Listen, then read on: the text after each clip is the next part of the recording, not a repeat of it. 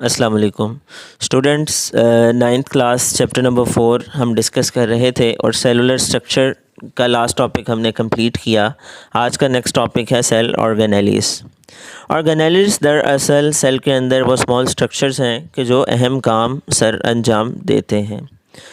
दर्जन से ज़्यादा मुख्तलिफ़ किस्म के ऑर्गेनेलीज़ हैं जो कि यूकेरियोटिक सेल में पाए जाते हैं और हम इन और अहम ऑर्गेनेलीज़ के बेसिक फैक्ट्स को अंडरस्टैंड करने की कोशिश करेंगे। सबसे पहला ऑर्गेनेली न्यूक्लियस है। न्यूक्लियस यूकेरियोटिक सेल में एक नुमाया न्यूक्लियस मौजूद होता है। एनिमल सेल में ये दरमियान में, जबकि प्लांट सेल में बड़े सेंट्रल वैक्यूल की वजह से ये एक साइड पर मौजूद होता है।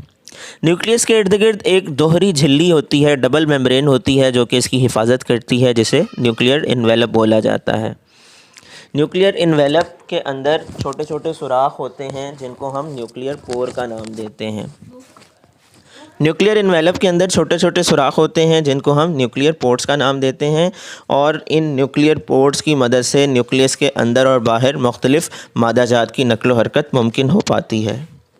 न्यूक्लियर इन्वेलप की बाउंड्री के अंदर अंदर जो फ्लूइड होता है वो न्यूक्लियोप्लाज्म कहलाता है और न्यूक्लियोप्लाज्म के अंदर एक या ज़्यादा न्यूक्लियोलाई मौजूद होते हैं।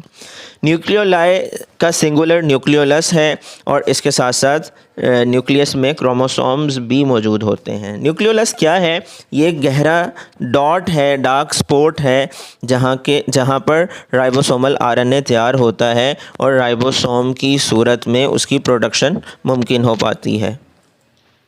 क्रोमोसोम विरासती मादा है जो सिर्फ़ और सिर्फ सेल डिवीजन के दौरान में प्रोमिनेंट होता है और इंटरफेस के दौरान सेल में ये फाइन थ्रेड्स की फॉर्म में क्रोमेटिन की शक्ल में पाया जाता है। क्रोमोसोम्स दो चीज़ों पर मुश्तमिल होते हैं, एक डीएनए डीऑक्सीराइबोन्यूक्लिक एसिड और दूसरा प्रोटीन। ये तो है प्रोकैरियोटिक सेल के बरअक्स यूकेरियोटिक सेल का स्केच कि जिसके अंदर न्यूक्लियस और उसकी तमाम चीज़ें मौजूद होती हैं। लेकिन जो प्रोकैरियोटिक सेल हैं उनके अंदर प्रोमिनेंट न्यूक्लियस नहीं पाया जाता और उनका क्रोमोसोम सिर्फ़ और सिर्फ डीएनए पर मुश्तमिल होता है विदाउट एनी न्यूक्लियर इन्वेलप। यहाँ पर डीएनए क्रोमोसोम में मौजूद होता है और साइटोप्लाज्म में सबमर्ज्ड होता है, डूबा होता है। स्टूडेंट्स, न्यूक्लियस लॉन्ग क्वेश्चन के लिए एक इम्पॉर्टेंट टॉपिक है और अलबत्ता इसमें कुछ शॉर्ट क्वेश्चंस भी बनते हैं, जैसा कि न्यूक्लियोप्लाज्म से क्या मुराद है, न्यूक्लियोलस से क्या मुराद है, इसी के साथ न्यूक्लियर इन्वेलप किसको कहते हैं, न्यूक्लियर पोर क्या होता है, क्रोमोसोम और क्रोमेटिन से क्या मुराद है। मूव करते हैं नेक्स्ट टॉपिक की तरफ और नेक्स्ट ऑर्गेनेली राइबोसोम का है।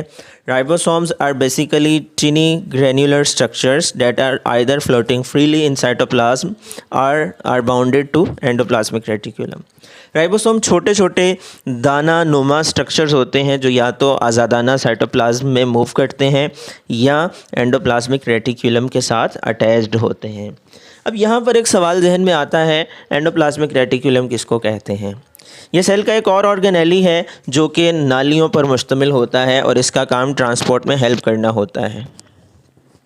हर राइबोसोम दो चीज़ों पर मुश्तमिल होता है, आरएनए और प्रोटीन्स। राइबोसोम में जो आरएनए होता है वो राइबोसोमल आरएनए होता है और राइबोसोम्स के इर्द गिर्द हिफाजती झिल्ली नहीं होती, इसलिए ये प्रोकैरियोट्स और यूकेरियोट्स दोनों में पाए जाते हैं। अलबत्ता यूकेरियोट्स का राइबोसोम निस्बतन बड़ा होता है, प्रोकैरियोट का राइबोसोम छोटा होता है। राइबोसोम का फंक्शन क्या है? ये सेल के अंदर वो जगह है जहाँ पर प्रोटीन तैयार होती है। प्रोटीन तैयारी सेल के लिए बहुत अहमियत की हामिल है और राइबोसोम बड़ी तादाद में सेल के अंदर प्रोटीन को तैयार करने के लिए पाए जाते हैं।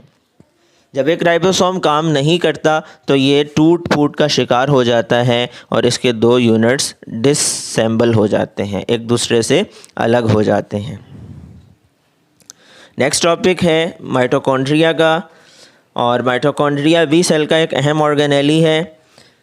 ये डबल मेम्ब्रेन बाउंडेड होता है, इसके गिर्द दोहरी हिफाजती झिल्ली है, ये यूकेरियोट्स में पाया जाता है। ये वो जगह है सेल के अंदर जहाँ पर एरोबिक रेस्पिरेशन का अमल होता है। ये वो प्रोसेस है कि जिसके ज़रिए सेल अपनी एनर्जी की ज़रूरियात को पूरा करता है।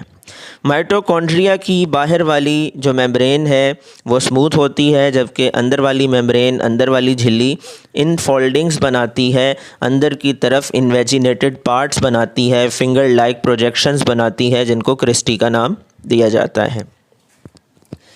और क्रिस्टी का मकसद सरफेस एरिया को बढ़ाना है इनर मेम्ब्रेन पर, जहाँ पर मुख्तलिफ़ किस्म के रिएक्शंस वाक़या होने हैं ताकि सेल अपनी एनर्जी की ज़रूरत को पूरा कर सके।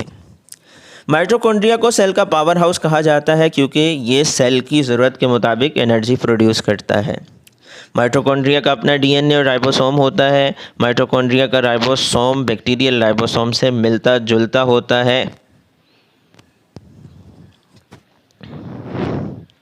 स्टूडेंट, ये था आज का टॉपिक और उम्मीद है आपको समझ आ गई होगी। अगले लेक्चर तक के लिए इजाज़त दीजिए। अल्लाह हाफ़िज़।